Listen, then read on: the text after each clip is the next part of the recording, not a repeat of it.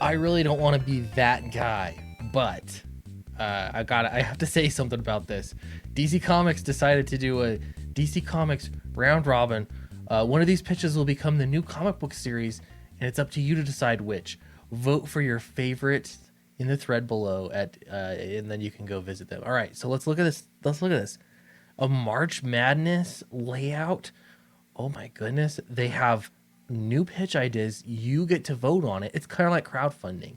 You should get involved in this and care a lot about what DC is going to put out next, because then the assumption is you're going to buy it because you think it's so cool.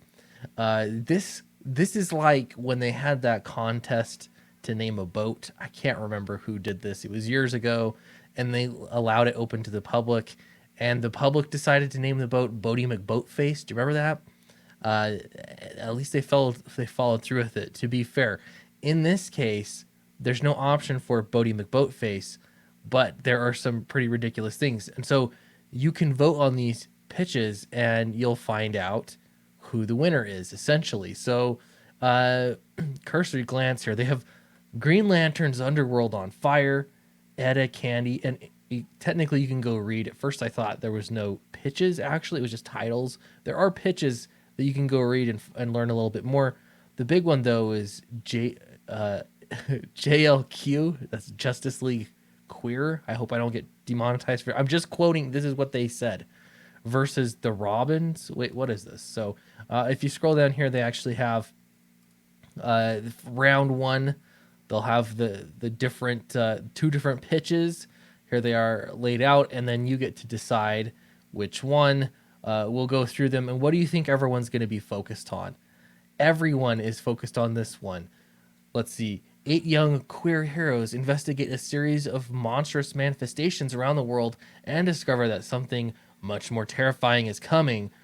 That's the Justice League Queer edition, like Justice League Light edition. Why do you have just make it the Justice League? Why do you have to, like, you're specifically pandering in public? Like, usually you try to hide it. Maybe this is a, hey, we don't know, does it look like virtue signaling if we can directly say that everyone's asking for it? Maybe that's the thing.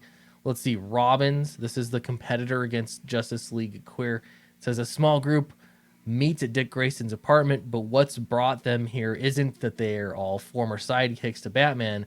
They're being hunted by one claiming to be the first. Oh, they actually talked about the story? What? I guess this, to be fair, this actually talks about the story too, but the leader is Justice League Queer. So let's see, what do we vote for this? I'm curious what is winning here. What should I vote for? Let's go for Robins. I couldn't bring myself to do it. Robins is actually in the lead. So what does this say about us? How many votes? 23,000 votes. That's an awful lot of votes. Robins is in the lead. What does this say? This is called a lose-lose situation for DC Comics, because if they don't make this now that they pitched the idea, the fact that if they don't make this, they're going to be bigots, honestly. And you're going to be I'm going to be a bigot too. I voted for Robins. Let's see. Oh, Bleeding Cool is already on the case. DC Comics let readers vote to publish Justice League Queer or not. They're going to go with that headline. DC Comics has issued a list of potential upcoming comic book series that will compete with each other, and the public vote to be published by DC Comics in a tournament fashion. You know what's funny about this is often me and, colleagues, friends in the industry are criticized of, like, stoking up drama in order to sell comic books. I once made a video actually that said I used drama to sell comic books, and it was very tongue in cheek. I actually don't use drama to sell comic books, but just that title was enough to get some people upset with me. Anyway, I digress. The point is that this is literally what DC Comics is trying to do. They're pitting. Isn't this funny? You'd think that they're kind of watching.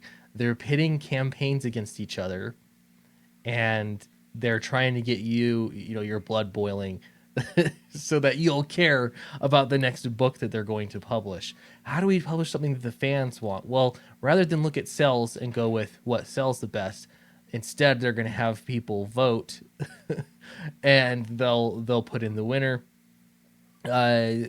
So I think what they're hoping is that they get the points still for pitching this idea, Justice League Queer. They're going to get the social points, but the odds of it winning are so low that they, and if it did win, they wouldn't care, I'm sure. But I mean, it's not going to win. So that way they still get the social points, but they also get the sales. Because let's not make any mistakes. Even LGBTQ people at this point, I have got to be catching on that this is pandering. It's not like, oh, you're a bigot if you disagree with this, you're a holy spiritual person if you agree with it. Nobody's falling for this at all.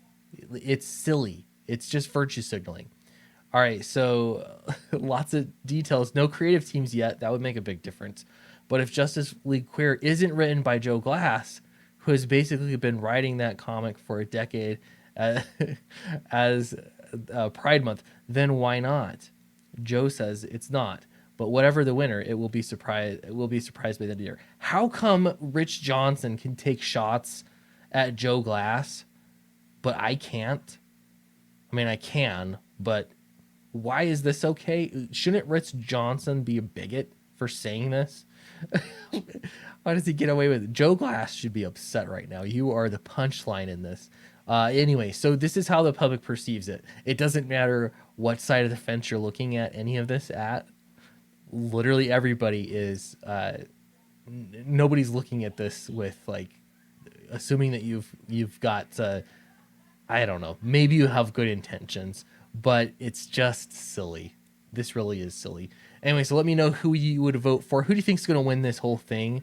I'm going to say Swamp Thing, A House of Secrets. That sounds more interesting. Just gut reaction there. So this is only one essential winner that you're going to get to decide from all these, these pitches. The way I would do things, the way that I have done things in the past too, is if you're pitching an idea creatively, like I used to do a little bit of graphic design, very basic stuff, but I would usually show my boss like 3 ideas. He wanted lots of samples, and I'd clearly have one that was like, this is the one I want to do. This is one that's better.